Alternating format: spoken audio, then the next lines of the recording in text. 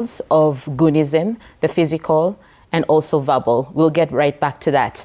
Meanwhile, across Kenya's political landscape, a troubling development is becoming increasingly difficult to ignore.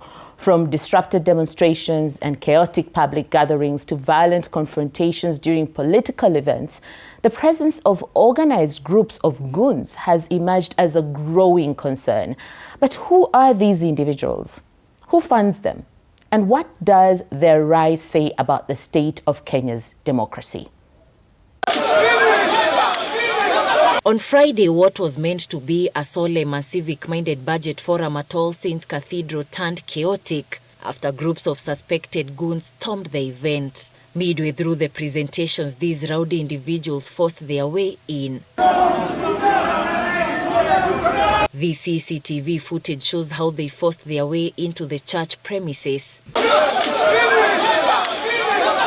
heckling and shouting political slogans.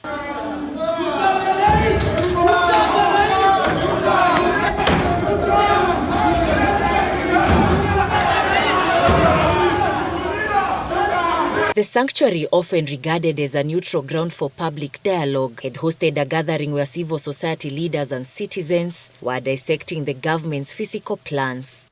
We ask that everyone, regardless of their position, must respect places of worship, and that the government must put in sufficient effort to ensure that places of worship, like All Saints Cathedral, are protected from political goonism.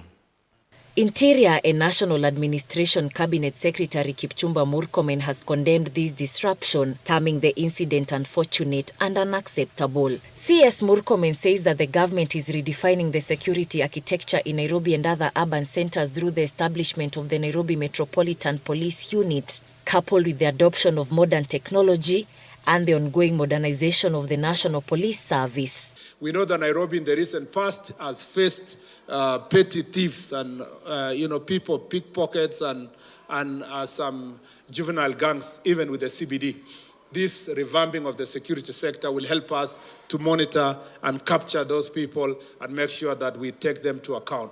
The CS noted that several suspects have already been arrested in connection with the incident, while security agencies continue with investigations and the pursuit of other individuals involved to ensure they are brought to justice. For many Kenyans, however, such scenes have become all too familiar.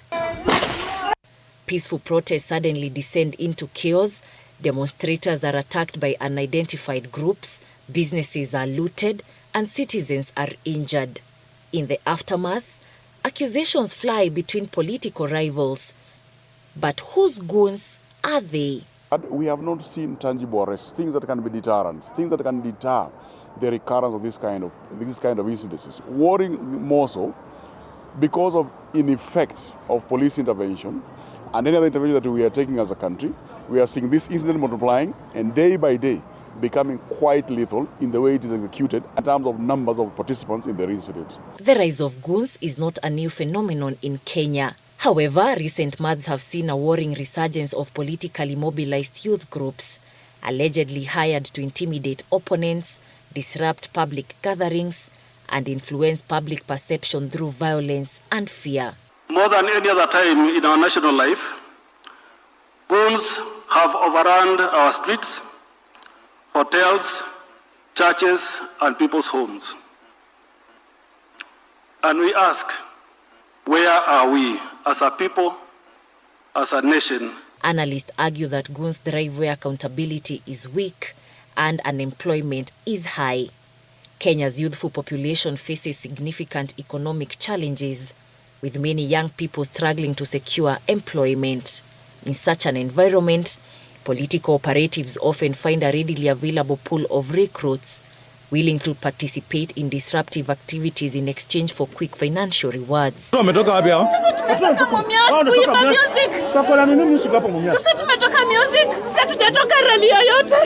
question facing Kenya is no longer whether goonism exists.